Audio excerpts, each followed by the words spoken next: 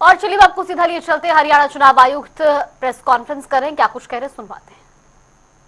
आज आपके सामने हम घोषणा करेंगे वो 8 म्यूनसिपल कॉरपोरेशंस हैं जिनके नाम हैं फरीदाबाद, गुरुग्राम, मानेसर, हिसार, करनाल, पानीपत, रोहतक और यमुनानगर। इनके आम चुनाव होने हैं और इस हाँ, वैसे राइटअप भी मैं दे रहा हूँ। बाकी हाँ, फरीदाबाद, गुरुग्राम, मानेसर, हिसार, करनाल, पानीपत, रोहतक और यमुनानगर, इनमें मेयर के भी चुनाव होने हैं और सभी वार्डों के चुनाव होने हैं मेंबर्स के। तो इसके अलावा 2 उपचुनाव हैं मेयर के, अम्बाला म्यूनसिपल कॉरपोरेशन और सोनीपत म्यूनसिपल कॉरपोरेशन। जैसा कि आपको पता है, श्रीमती शक्ति रानी शर्मा जो अम्बाला कॉरपोरेशन म्यूनसिपल कॉरपोरेशन की मेयर थी, वो कालका विधानसभा सदस्य चुन ली गई थी और जिस वजह से ये पोस्ट खाली हुई 8 अक्टूबर 2024 को, तो मेयर का उपचुनाव इसमें करवा रहे हैं। इसी प्रकार श्री निखिल मदान जी जो सोनीपत म्यूनसिपल कॉरपोरेशन के मेयर थे, वो सोनीपत विधानसभा से निर्वाचित हो गए एमएलए और वो पद भी खाली था मेयर का, उसका भी उपचुनाव होने जा रहा है। इनके साथ साथ 4 जो म्यूनसिपल काउंसिल्स नगर परिषद हैं, पटौदी जटोली मंडी गुरुग्राम डिस्ट्रिक्ट में, थानेसर कुरुक्षेत्र डिस्ट्रिक्ट में, सिरसा और अम्बाला सदर, ये 4 म्यूनसिपल काउंसिल्स हैं जिनका चुनाव भी इनके साथ ही होने जा रहा है। और 21 नगर पालिकाएँ हैं जिनके चुनाव हम ये आम चुनाव जहाँ पर होने हैं, इसका मतलब प्रेसिडेंट के भी और उनके वार्ड मेंबर्स के, सभी म्यूनसिपल काउंसिल्स जो 4 मैंने बताई उनके भी प्रेसिडेंट्स के और वार्ड मेंबर्स के, और 21 म्यूनसिपल कमेटियां हैं उनके प्रेसिडेंट्स और वार्ड मेंबर्स के। ये कमेटियां जिलावार इस प्रकार हैं: अम्बाला ज़िले में बराड़ा, भिवानी ज़िले में भवानी खेड़ा, लोहारू सिवानी, फतेहाबाद ज़िले में जाखल मंडी, गुरुग्राम में फरूख नगर, हिसार में नारनौंद, झज्जर ज़िले में डेरी, जींद ज़िले में जुलाना, कैथल ज़िले में कलायत, सीवन और पुंडरी, करनाल ज़िले में इंद्री और नीलोखेड़ी, महेंद्रगढ़ ज़िले में अटेली मंडी और कनीना, नूह ज़िले में ताउडू और पलवल ज़िले में हथीन, रोहतक ज़िले में कलानौर, सोनीपत ज़िले में खरखोदा और यमुनानगर में रादौर म्यूनसिपल कमेटी हैं। इन 21 म्यूनसिपल कमेटियों के चुनाव भी इनके साथ ही करवाए जाने हैं। इसके साथ साथ जो बाई इलेक्शंस हैं 2 मेयर के तो मैंने बता ही दिया आपको, सोनीपत और अम्बाला म्यूनसिपल कॉरपोरेशन के। जो म्यूनसिपल काउंसिल सोहना के प्रेसिडेंट का भी उपचुनाव इसमें होना है, सिर्फ प्रेसिडेंट का उपचुनाव है। और इसी प्रकार जो जींद ज़िले में म्यूनसिपल कमेटी है सफ़ीदों, इसके वार्ड नंबर 14 का मेंबर का चुनाव होना है। असंध में प्रेसिडेंट का चुनाव होना है करनाल ज़िले में। तरावड़ी में वार्ड नंबर 5 का चुनाव होना है मेंबर का। कुरुक्षेत्र में इस्माइलाबाद प्रेसिडेंट का चुनाव होना है और लाडवा में वार्ड नंबर 11 के मेंबर का चुनाव होना है। तो ये जो जनरल इलेक्शन और बाई इलेक्शंस हम करवाने जा रहे हैं, इनकी सूची है।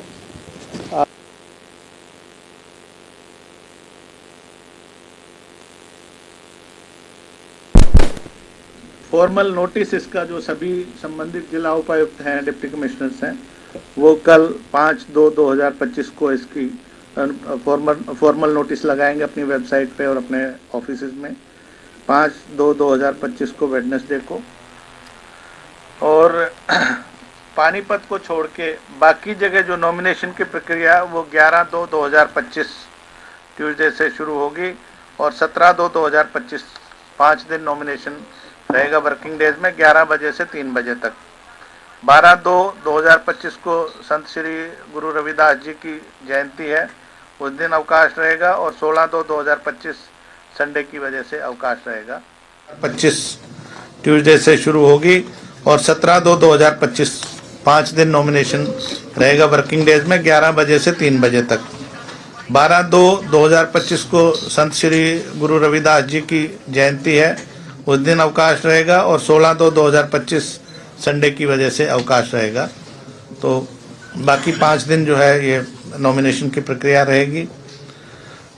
18/2/2025 को 11:30 बजे से जो नॉमिनेशन पेपर्स हैं उनकी आरओ स्क्रूटनी करेंगे, जांच करेंगे, और 19/2/2025 को जो अपना नाम वापस, जो जिनके नाम ठीक पाए गए वो अपना नाम चाहते हैं वो अपना नाम वापस ले सकेंगे 11 से 3 बजे के बीच में। फिर 19/2 को ही 3 बजे सिंबल्स अलॉटमेंट हो गए, जो अंत में जो चुनाव प्रक्रिया में लोग शामिल होना चाहते हैं उनके लिए 19th को ही। और 19 को ही फिर जो पोलिंग स्टेशंस हैं उनकी लिस्ट पोस्ट कर दी जाएगी,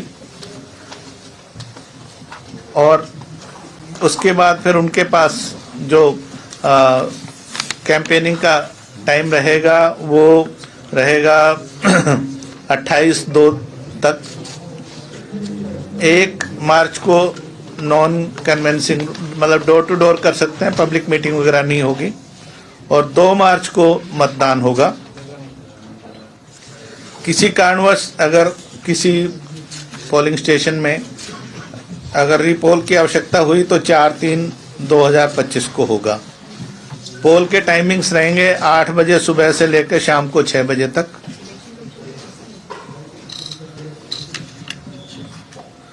इस प्रकार पानीपत जो नगर है उसका भी नोटिस कल जारी होगा। छुट्टियां होने की वजह से नॉमिनेशन इन दिनों में नहीं होगा। बाकी 5 दिन तक जो वर्किंग डेज है 11 बजे से 3 बजे तक नॉमिनेशन फाइल किए जा सकेंगे पानीपत म्यूनसिपल कॉर्पोरेशन में। 28/2/2025 को 11:30 ऑनवर्ड जो रिटर्निंग ऑफिसर होंगे म्यूनसिपल कॉर्पोरेशन पानीपत के, वो स्क्रूटनी करेंगे, जांच करेंगे नॉमिनेशन पेपर्स की, और जो जांच के बाद वैध पाए गए उनमें से यदि कोई अगर विड्रॉ करना चाहता है तो 1 मार्च 2025 को विड्रॉ कर सकेगा 3 बजे तक। और फिर उसी दिन जो है सिंबल अलॉट किए जाएंगे 3 बजे के बाद, और 1 मार्च को ही 3 बजे के बाद जो कंटेस्टिंग कैंडिडेट्स होंगे पानीपत म्यूनसिपल कॉर्पोरेशन के उनकी लिस्ट लगाई जाएगी। उसी दिन पोलिंग स्टेशन की लिस्ट भी लगाई जाएगी, और 9 मार्च 2025 को पोल होगा। तो 1 मार्च से लेकर 7 मार्च तक उनके पास समय रहेगा कन्वेंसिंग का, पब्लिक मीटिंग वगैरह के मार्फत। 8 मार्च को नॉन कन्वेंसिंग डे रहेगा, डोर टू डोर जा सकते हैं, पब्लिक मीटिंग वगैरह नहीं कर पाएंगे। अगर रीपोल कोई आवश्यक हुआ पानीपत म्यूनसिपल कॉर्पोरेशन में वो 11/3 को होगा। और काउंटिंग सभी की जो पहले 8 म्यूनसिपल कॉर्पोरेशन और बाकी पहले 7 जो म्यूनसिपल कॉर्पोरेशन है, 2 बाई इलेक्शन हैं, और जो 4 म्यूनसिपल काउंसिल और 21 म्यूनसिपल कमेटियाँ और पानीपत की सबकी मिला के 12 मार्च को काउंटिंग होगी 8 बजे ऑनवर्ड्स, और उसी दिन रिजल्ट डिक्लेयर कर दिए जाएंगे संबंधित आरओ द्वारा। तो ये कार्यक्रम है। इसके अलावा जो चीज़ें मैं आपके ध्यान में लाना चाहता हूँ, मॉडल कोड ऑफ कंडक्ट जैसा कि आपको जानती है, अभी जब अनाउंस हम कर रहे हैं इसी समय से मॉडल कोड ऑफ कंडक्ट लागू हो जाएगा राज्य में, लेकिन ये उन्हीं एरिया में होगा जो उसका जुरिडिक्शन है। जैसे म्यूनसिपल कॉर्पोरेशन मान लीजिए करनाल है, तो म्यूनसिपल कॉर्पोरेशन करनाल का जो एरिया है, जुरिडिक्शन का एरिया है, उसमें में ही लागू होगा। वहाँ पर चुनाव से संबंधित जो भी अधिकारी कर्मचारी होंगे उनकी इन दिनों में बदली नहीं की जा सकेगी। और म्यूनसिपल कॉर्पोरेशन जो चुनाव में जा रही है या काउंसिल या कमेटी, उसके किसी भी एम्प्लॉई या किसी अधिकारी का ट्रांसफर इन दिनों में नहीं होगा। अगर कोई आवश्यक हुआ, बहुत आवश्यक हुआ पब्लिक इंटरेस्ट में, तो स्टेट इलेक्शन कमीशन की परमिशन के बाद ही ऐसा हो सके। इन संस्थाओं में इन दिनों में किसी नए काम की घोषणा नहीं होगी, कोई नींव पत्थर नहीं रखा जाएगा, कोई उसका उद्घाटन वगैरह नहीं होगा। लेकिन जो रूटीन के काम है या जो काम पहले से चल रहे हैं, डेवलपमेंट के काम है या जो प्रोजेक्ट पहले से चल रहे हैं या बाकी जो रूटीन के काम होते हैं, साफ सफाई और जो भी है, वो यथावत चलते रहेंगे, उनमें कोई बाधा नहीं आएगी। जहाँ तक एजुकेशनल क्वालिफिकेशंस की बात है, आपको पता है वर्ष 2016 में राज्य सरकार ने कुछ एजुकेशनल क्वालिफिकेशन कैंडिडेट्स के लिए पहली बार हरियाणा राज्य में रखी गई थी। मेयर जो कॉरपोरेशन के हैं उनके लिए जो अनरिजर्व कैटेगरी है उनके लिए 10वीं पास है, विमेन और एससी कैंडिडेट के लिए 8वीं पास है, एससी विमेन के लिए भी 8वीं पास है। मेंबर जो कॉरपोरेशन है, म्यूनसिपल कॉरपोरेशन, उनके लिए भी 10th है और विमेन या एससी कैंडिडेट या एससी विमेन कैंडिडेट उनके विमेन या एससी कैंडिडेट के लिए 8th पास है, विमेन किसी भी कैटेगरी की, और एसटी विमेन के लिए 5th पास है मेंबर में।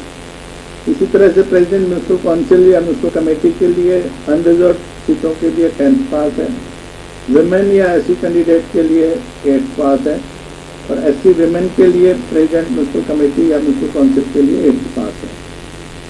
इसी प्रकार जो मेंबर म्यूनसिपल काउंसिल या कमेटी है, अनरिजर्व सीटों के लिए 10वीं पास है, विमेन या एससी कैंडिडेट के लिए 8वीं पास है और एससी विमेन कैंडिडेट के लिए 5वीं कक्षा पास होना अनिवार्य है।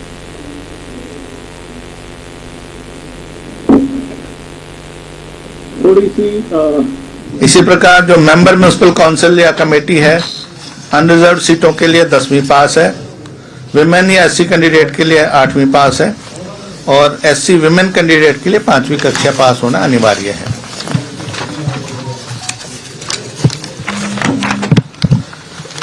थोड़ी सी महंगाई को देखते हुए हमने सिक्योरिटी डिपॉजिट खर्चे की लिमिट भी हमने बढ़ाई है। तो और जो सिक्योरिटी डिपॉजिट है वो इस प्रकार रहेंगी। म्यूनसिपल कॉरपोरेशन के मेयर के लिए 10,000 रुपये, मेंबर के लिए 3,000 रुपये और अगर कोई कैंडिडेट म्यूनसिपल कॉरपोरेशन के मेयर के लिए कोई candidate SC category, backward classes A या बैकवर्ड क्लासेस बी या विमेन है तो उसके लिए 5,000 सिक्योरिटी डिपॉजिट रहेगी। मेंबर म्यूनसिपल कॉरपोरेशन अगर कोई एससी कैंडिडेट है, बैकवर्ड क्लासेस ए या बैकवर्ड क्लासेस बी या विमेन कैंडिडेट है, उसके लिए 1,500 रहेगी। इसी प्रकार जो प्रेसिडेंट म्यूनसिपल काउंसिल के लिए सिक्योरिटी डिपॉजिट है वो 3,000 रुपये रहेगी, मेंबर के लिए 2,000 जो अनरिजर्व मेंबर है और एससी, बीसी ए, बीसी बी के प्रेसिडेंट के लिए 1,500 रुपये और मेंबर के लिए उन कैटेगरीज के 1,000 रुपये रहेगी। म्यूनसिपल कमेटी के प्रधान के लिए 2,000 रुपये और जो मेंबर है अनारक्षित उसका 1,000 रुपये और प्रेसिडेंट अगर एससी, बीसी ए, बीसी बी या विमेन कैंडिडेट है तो 1,000 रुपये और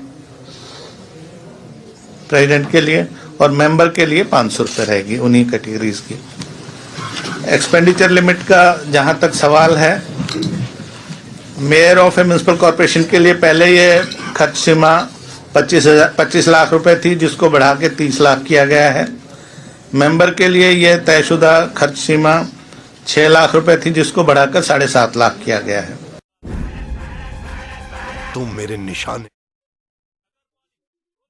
वो जीते या हारे जो भी चुनाव में भाग ले रहे हैं उनको अपना लेखा जोखा खर्चे का रखना पड़ेगा, डेट ऑफ नॉमिनेशन से लेके और रिजल्ट डिक्लेरेशन तक, और उसको 30 दिन के बाद उसको डिप्टी कमिश्नर के यहाँ पे जमा कराना उसको 3 लाख किया गया है। सभी कैंडिडेट्स चाहे वो जीते या हारे जो भी चुनाव में भाग ले रहे हैं उनको अपना लेखा जोखा खर्चे का रखना पड़ेगा, डेट ऑफ नॉमिनेशन से लेके और रिजल्ट डिक्लेरेशन तक, और उसको 30 दिन के बाद उसको डिप्टी कमिश्नर के यहाँ पे वो जमा कराना होगा। अगर कोई नहीं करवाते हैं तो जो आज के दिन जो कानून है, जो रूल्स हैं, उसके मुताबिक उनको 5 साल तक के लिए अयोग्य घोषित किया जा सकता है चुनाव लड़ने के लिए। इसी तरह से चूंकि आपको पता है राजनीति में कई बार कुछ लोग क्रिमिनल बैकग्राउंड के भी आना चाह रहे होते हैं, तो उन पे वैसे तो कोई रोक नहीं लगाई जा सकती जब तक कि उनको कोई 3 साल से ज़्यादा की सज़ा ना हुई हो, लेकिन उनको जनता को ये पता हो कि वो किसको वोट देने जा रहे हैं। तो क्रिमिनल केसेस की डिटेल्स अगर किसी कैंडिडेट के अगेंस्ट कोई क्रिमिनल केसेस पेंडिंग है तो वो उनको देनी होगी। उसका पूरा विवरण हमने इसमें दिया हुआ है कि एक तो उनको डिक्लेरेशन पब्लिश करनी होगी। 2 न्यूज़पेपर जो जिस कमेटी या जिस काउंसिल या जिस कॉरपोरेशन में वो चुनाव में भाग ले रहे हैं वहाँ पर हिंदी और अंग्रेजी में जो 2 न्यूज़पेपर्स प्रचलित हों उनमें डिक्लेरेशन देनी होगी कि भी मेरे खिलाफ ये फलां सेक्शंस में केस दर्ज है या क्या स्टेज है, चार्जशीट फ्रेम हो गई है वगैरह वगैरह।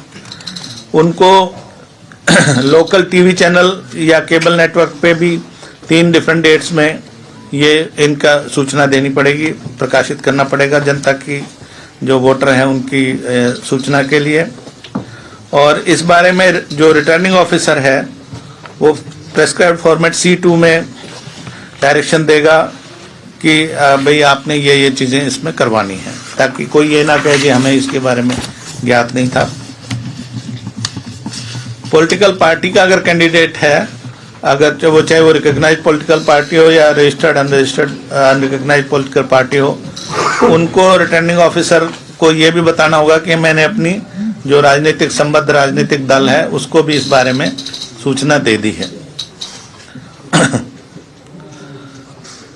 जैसा कि आप सबको ज्ञात है, पहले भी जो इलेक्शन हुए थे इससे पिछले वाले, वो भी मेयर और प्रेसिडेंट के लिए डायरेक्ट इलेक्शन हुए थे। इस बार भी जैसे मान लीजिए रोहतक म्यूनसिपल कॉर्पोरेशन है तो पूरे जो वार्ड के लोग हैं वो मेयर को चुनेंगे डायरेक्ट। इसी तरह से प्रेसिडेंट मान लीजिए असंध का है तो पूरे असंध म्यूनसिपल कमेटी जो है उसके वार्ड मेंबर्स सभी सारे जो वोटर्स हैं सभी वार्ड्स के वो प्रेसिडेंट को चुनेंगे। वार्ड मेंबर जो है वो संबंधित वार्ड के मतदाता चुनेंगे।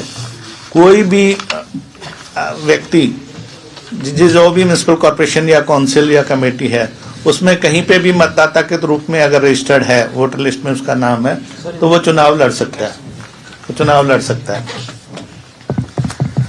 सर, ये जो क्रिमिनल केसेस वाली आप बोल रहे हैं, हाँ जी, is it happening for the first time कि उनको इन्फॉर्म करना पड़ेगा? नहीं, लास्ट टाइम भी था इस तरह का जी। ये सुप्रीम कोर्ट की गाइडलाइंस हैं एक्चुअली।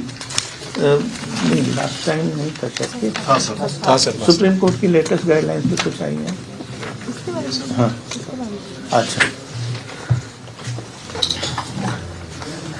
ये सारे काम आप समझ सकते हैं कि 8 म्यूनसिपल कॉर्पोरेशंस के जनरल इलेक्शंस, 2 म्यूनसिपल कॉर्पोरेशंस के मेयर के इलेक्शन, 21 म्यूनसिपल कमेटीज और 4 म्यूनसिपल काउंसिल्स प्लस कुछ जो उपचुनाव हैं, इन सब में बहुत सारे स्टाफ की आवश्यकता होगी। लगभग 25,000 पोलिंग पर्सनल इसमें हमें जो बैकडोर जो बैक एंड पे काम करेंगे, जो एक्चुअल पोलिंग ड्यूटी पे होंगे, जो काउंटिंग में होंगे, वो सब मिला के रहेंगे, जिसमें RO, ARO, supervisory staff, presiding officer, polling officer और बाकी स्टाफ होंगे। पुलिस प्रबंध जो है उसके लिए होम सेक्रेटरी और DGP से अनुरोध कर दिया गया है कि भी पुलिस की बाकायदा, इनफैक्ट हमने काफ़ी समय पहले से ही कह दिया था कि पूर्व सूचना इंफॉर्मेशन इंटेलिजेंस गैदर करें और जिनके खिलाफ कोई आर्म्स एक्ट वगैरह में केस है या जो भगोड़े हैं, प्रोक्लेम्ड ऑफेंडर्स वगैरह हैं, उनको राउंड अप करने की कार्रवाई करें। तो ऑलरेडी उनसे तालमेल है गृह विभाग से। और जो सेंसिटिव और हाइपर सेंसिटिव बूथ्स होंगे वहाँ पर एक्स्ट्रा पुलिस पर्सनल की भी व्यवस्था की जाएगी। इस सारे कार्य में लगभग 10,000 EVMs की हमें आवश्यकता होगी, क्योंकि तकरीबन 4500 समथिंग हमारे पोलिंग बूथ्स हैं और एक प्रेसिडेंट के लिए और एक मेंबर के लिए या एक मेयर के लिए एक मेंबर के लिए EVM 2 EVMs कम से कम होंगी। अगर 15 से अधिक कैंडिडेट हो जाते हैं तो फिर जो बैलेटिंग यूनिट है वो सेकंड लगती है उसमें। बैलेट पेपर्स मेयर और प्रेसिडेंट के लिए पिंक कलर का होगा, उस पर ब्लैक इंक से प्रिंटिंग होगी, और मेंबर्स के लिए वाइट कलर का होगा जिस पर ब्लैक इंक से प्रिंटिंग होगी। जो कंटेस्टिंग कैंडिडेट है उनके फोटोग्राफ्स भी बैलेट पेपर पे लगेंगे, जो चिपकाया जाएगा मशीन पे, EVM पे, और सॉरी जो बैलेटिंग यूनिट होगी उस पे वो चिपकाए जाएंगे। नोटा जैसे पिछली बार भी था, नोटा रहेगा और नोटा फिक्स दल इलेक्टोरल कैंडिडेट रहेगा। और अगर किसी इलेक्शन में नोटा को सबसे अधिक वोट आती हैं सभी कैंडिडेट से, तो फिर वो चुनाव जो है वो फ्रेश इलेक्शन होगा वहां पर।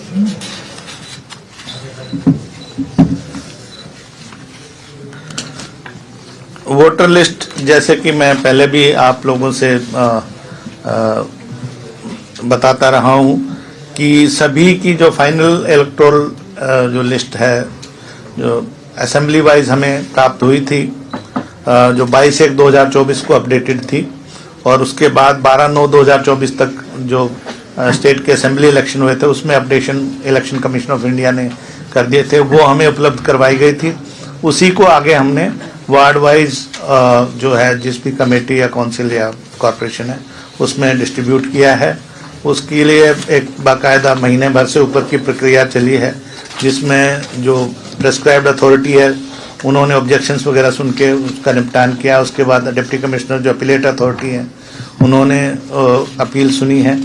उसके बाद अगर फिर भी कोई कैंडिडेट रह जाता जिसका नाम विधानसभा की सूची में है और वार्ड की सूची में नहीं आया है, तो रिटर्निंग ऑफिसर को वो फॉर्म ए भर के दे सकता है और उसका वेरिफिकेशन के बाद उसकी वोट बनाई जा सकेगी लास्ट डे ऑफ नॉमिनेशन तक।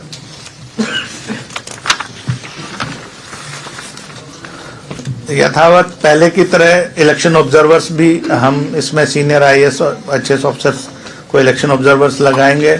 एक्सपेंडिचर के लिए DETCs को हम लगाएंगे और पुलिस ऑब्जर्वर्स भी